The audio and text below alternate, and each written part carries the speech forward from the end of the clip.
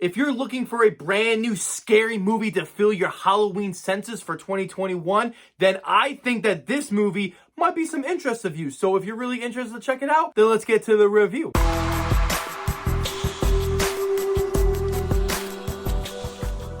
Welcome back, film fans. This is Let's Be Real, Brad. Today on the channel, I want to talk about the brand new slasher film called Halloween Kills. Halloween Kills is the 12th installment in the Halloween franchise, and it is a direct sequel to the reboot/sequel of 2018's Halloween. I was so ridiculously excited to check out Halloween Kills, considering that the 2018 reboot sequel Halloween was such a massive success, and I think it is the best sequel in the Halloween franchise, which isn't really much to say considering there's a lot of bad sequels in this franchise. But nonetheless, I love the direction, tone, and the story that they were going with. I enjoyed Halloween Kills quite a bit, as this is an enjoyable slasher film that is definitely one of the best sequels in the franchise. One of the biggest aspects of why this movie works as well as it does is because of the tone. The tone of this movie is very serious and is very dark and brutal, as it always is with these Halloween films. But with this movie, it is even darker,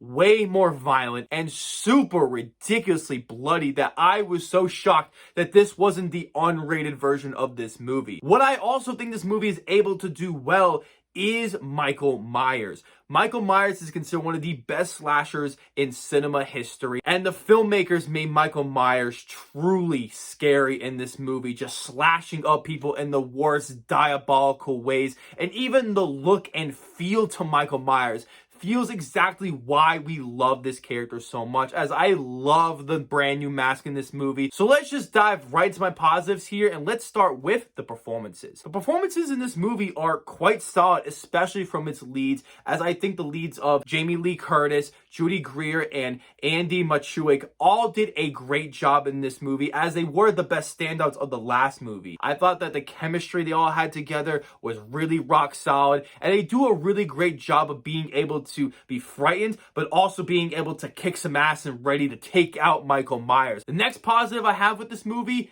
is the horror.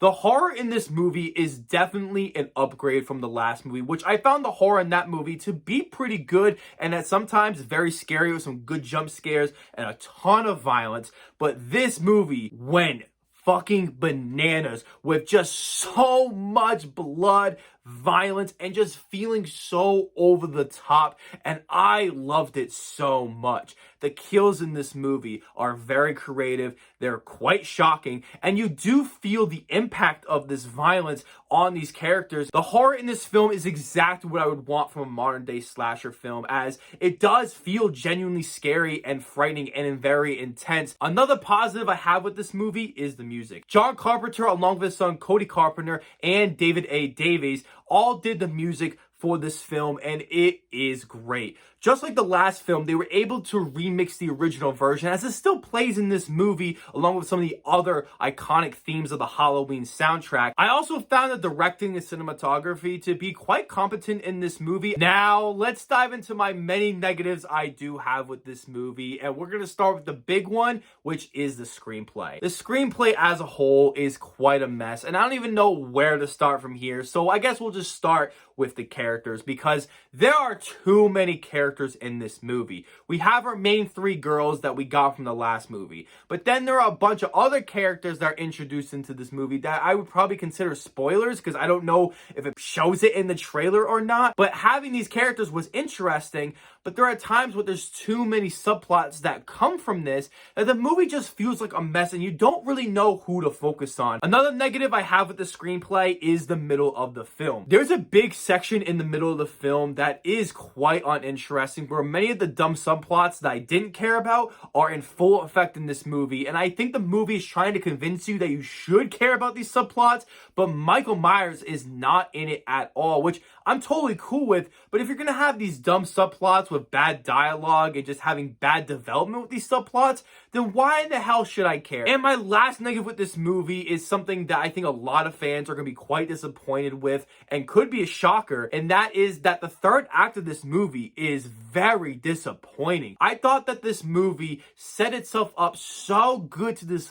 final act where everything is going to go down, but unfortunately, the movie just doesn't know how to end. And I think the biggest problem with this is because that Halloween Ends has already been announced for next year, which is the third of this new trilogy. Now they feel like they have to make this ending fit into the next movie to get people excited for it. So overall, guys, Halloween Kills is another good, fun slasher movie in this franchise that I enjoyed quite a bit, being one of my favorite films in the franchise so far. It has some of the most insane and brutal kills in the entire franchise, along with some good performances, good technical aspects to it, and a ton of references that the die-hard fans will love and will freak out when they see it in the movie theater, and that is talking about me in this instance. I recommend checking this movie out at the cinema, and I think you will have a great time checking it out. I am giving Halloween Kills a 6 out of 10. Thank you guys so much for checking out this review. I want to know down below in the comments section, what is your favorite Halloween sequel? And I want to know exactly why. I would love to hear about it. As always, don't forget to hit that subscribe button, leave a like if you want to, and ring that notification bell so I can see you all in the following review.